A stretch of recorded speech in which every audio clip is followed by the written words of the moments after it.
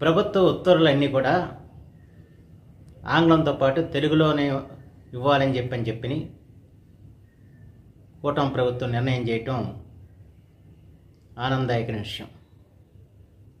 మరలా చంద్రబాబు గారి నాయకత్వంలో, పవన్ కళ్యాణ్ గారి యొక్క సారథ్యంలో తెలుగు భాషకి మళ్ళా పూర్వపు ఔన్నత్యం కలుగుతుందన్న విశ్వాసం కలుగుతుంది. పాలనా భాషగా తెలుగు తేవటంలో ఈ ఉత్తర్వులు మొదటి అడుగుగా భావిస్తున్నాను. ఇక ముందు సంపూర్ణంగా పాలనా కార్యక్రమాలు కూడా తెలుగులో ఉండేలాగా చర్యలు చేపట్టాలి. అలాగే ప్రతి వాణిజ్య సంస్థ ముందున్న నామపలకాలన్నీ కూడా తెలుగులో ఉండేలాగా చర్యలు చేపట్టాలి. ఆ దిశలో తప్పనిసరిగా అడుగులు పడతాయని చెప్పి నేను భావిస్తున్నాను. జగన్మోహన్ రెడ్డి గారు తెలుగు భాషను పాత్ర వేయటే కాకుండా తెలుగు జాతిని నిర్వీర్యపరిచే విధానాలు ఆయన అవలంబించే సంగతి మనకు తెలిసిన విషయమే. ఆయన పుణ్యం అంటే ఇవాళ తెలుగు అక్షరాలు నేరకుండా ఇవాళ తెలుగు జాతి తయారయ్యే పరిస్థితి వచ్చింది. ఎప్పుడైతే మన భాషాపూర్వకంగా ఏర్పడ్డ జాతి అది మనం గుర్తుంచుకోవాలి. ఎప్పుడైతే భాష నశిస్తుందో అప్పుడు జాతి నశిస్తుంది. ఆ సత్యం తెలియని జగన్మోహన్ రెడ్డి వాళ్ళ భాషని వాళ్ళ తీవ్రంగా దెబ్బతీయటం జరిగింది. తెలుగు మాధ్యమం తీసేయటం, ఆంగ్ల మాధ్యమం ప్రవేశపెట్టడం, ఒక భాషగా కూడా తెలుగుని నేర్పడంలో ముందుకు సాగపోవటం, దాంతో తెలుగు అక్షరాలు కూడా పిల్లలు నేర్వని పరిస్థితి వల్ల ఈ రాష్ట్రంలో ఉందంటే దాని కారకుడు జగన్మోహన్ రెడ్డి. ఆయన వైఖరి ఇప్పటికి కూడా మారినట్లు లేదు. వాళ్ళ సాక్షిలో చాలా అభూత కల్పనలు రాయిస్తూ ఉంటారు. మేమెవరం కూడా ఇంగ్లీష్కి వ్యతిరేకం కాదు, కానీ మమ్మల్ని ఏదో ఇంగ్లీష్కి వ్యతిరేకులు కాదు, దానివల్ల ఏదో పేదవర్గాలకి ద్రోహులుగా చిత్రీకరించే ప్రయత్నం చేస్తున్నారు. చాలా తప్పది.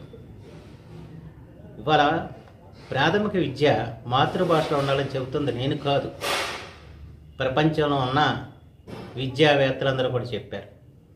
యునెస్కో చెప్పింది. అలాగే జాతీయ విద్యా విధానం కూడా మాతృభాషలో ఉన్న ప్రాథమిక విద్య ఉండాలని చెప్తుంది. ఎందుకంటే చిన్న వయసులో వాళ్ళకి మనోవికాసం అంతా కూడా మాతృభాష ద్వారా జరుగుతుంది. దాని ద్వారానే వాళ్ళు ఎదుగుతారు. అందువల్ల ప్రాథమిక విద్య మాతృభాషలో ఉండాలని అందరూ చెబుతూ వచ్చారు. మహాత్మా గాంధీ గారు చెప్పారు, ఠాగూర్ గారు చెప్పారు, చెప్పని వారు అంటూ లేరు. ఆ విషయాలన్నీ కూడా జగన్మోహన్ రెడ్డి విస్మరించడం జరిగింది. ఇవాళ కనీసం మన చదువులన్నీ కూడా నీతి పద్యాలను వలివేయటంతో మొదలయ్యాయి. ఒక నీతి పద్యం నేర్పే పరిస్థితి లేదు, ఒక పిల్లల పాటలు నేర్పే పరిస్థితి లేదు. పూర్తిగా ఆంగ్లంలో రైమ్స్ నేర్పడంతో వాళ్ళ విద్య ప్రారంభమవుతుంది. దాంతో ఏమవుతుందంటే వాళ్ళ జాతి తన వ్యక్తిత్వాన్ని, అస్తిత్వాన్ని కోల్పోతున్న పరిస్థితి ఏర్పడుతుంది. అందుకే ప్రాథమిక విద్య మాత్రం ఖచ్చితంగా తెలుగులో ఉండాలి, మాతృభాషలోనూ ఉండాలన్నది అది నా అభిప్రాయం కాదు, యావత్ ప్రపంచంలో ఉన్న విద్యావేత్తలు కానివ్వండి, విద్యా విధానాలు కానివ్వండి చేస్తున్న విషయం. అందుకే ఆయన జీవో 85 విడుదల చేసినప్పుడు దాన్ని ఆంధ్రప్రదేశ్ హైకోర్టు కొట్టివేస్తూ దాదాపు 100 పేజీల నివేదిక జడ్జిమెంట్ ఇచ్చింది. దాంట్లో ప్రపంచంలో కానీ మన దేశంలో కానివ్వండి విద్యా విధానం ఎలా ఉంది, మాతృభాషకు ఏ విధంగా ప్రాధాన్యత ఇచ్చింది అంశాలను కూడా ఆయన ఉటంకించడం జరిగింది. కానీ దాన్ని పక్కన పెట్టేసి ఆ తీర్పు ఇక్కడ అమలు చేయకుండా సుప్రీంకోర్టుకి వెళ్తాం. సుప్రీంకోర్టులో అది వాయిదాల పడుతూ ఈరోజు కూడా రాని పరిస్థితి ఏర్పడింది. అందుకే వాళ్ళ సుప్రీంకోర్టు పూర్వ ప్రధాన న్యాయమూర్తి గౌరవనీయులు నూతలపాటి వెంకటరమణ గారు ప్రభుత్వాన్ని కోరారు. ఎందుకంటే ఆ జీవోని మన రద్దు చేస్తూ రాష్ట్ర ప్రభుత్వం వెళ్ళింది కనుక రాష్ట్ర ప్రభుత్వం దాన్ని ఉపసంహరించుకుని మళ్ళా తెలుగుకి ఔన్నత్యం కలిగించాలని చెప్పిన వారు కూడా కోరటం జరిగింది. మన ప్రపంచ తెలుగు మహాసభల్లో రచయితలందరూ కూడా ముక్తకంఠంతో కోరటం జరిగింది. మొన్న కలివేయటంతో మొదలయ్యాయి. ఒక నీతి పద్యం నేర్పే పరిస్థితి లేదు, ఒక పిల్లల పాటలు నేర్పే పరిస్థితి లేదు. పూర్తిగా ఆంగ్లంలో రైమ్స్ నేర్పడంతో వాళ్ళ విద్య ప్రారంభమవుతుంది.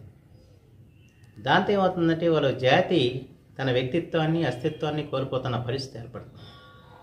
అందుకే ప్రాథమిక విద్య మాత్రం ఖచ్చితంగా తెలుగులో ఉండాలి, మాతృభాషలోనూ ఉండాలన్నది అది నా అభిప్రాయం కాదు, యావత్ ప్రపంచంలో ఉన్న విద్యావేత్తలు కానివ్వండి, విద్యా విధానాలు కానివ్వండి చేస్తున్న విషయం.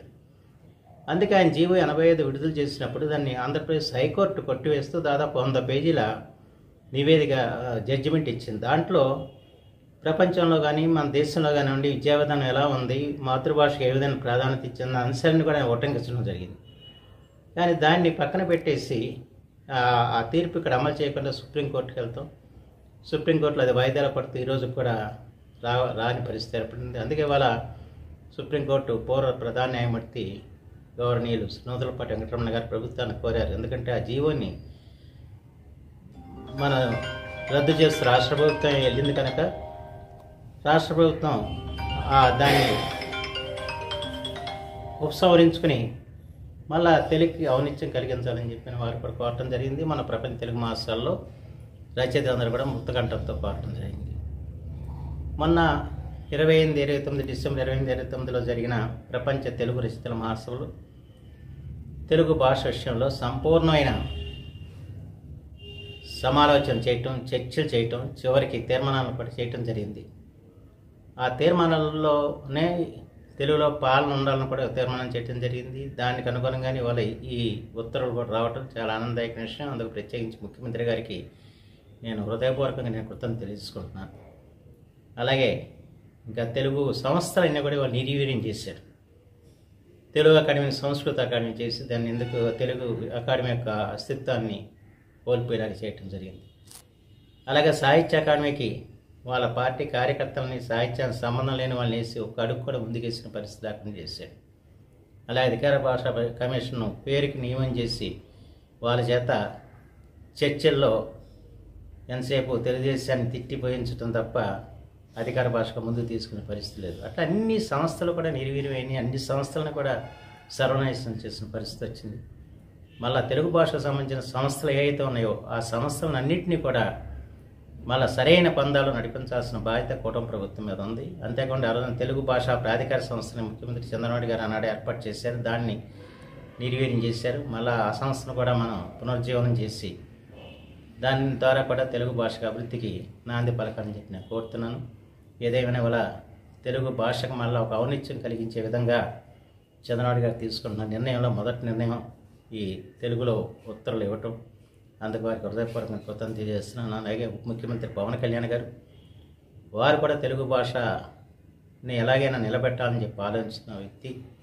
ప్రత్యేకించి తెలుగు భాషకు రక్షణ సైనికులుగా జన సైనికులు ఉండాలని చెప్పడానికి కోరటం జరిగింది. అంచేతే వాళ్ళ తెలుగు భాషని నిలబెట్టడానికి ఆయన కూడా గతంలో మన నుడి మన నది కార్యక్రమంతో అనేక కార్యక్రమాలు చేపట్టారు. అంచేత తెలుగు జాతికి తెలుగు భాషకి ఔన్నత్యం తెచ్చే చంద్రబాబు గారు పవన్ కళ్యాణ్ గారి నాయకత్వంలో మళ్ళీ తెలుగుకి వెలుగు వస్తుందని చెప్పి నేను విశ్వసిస్తున్నాను.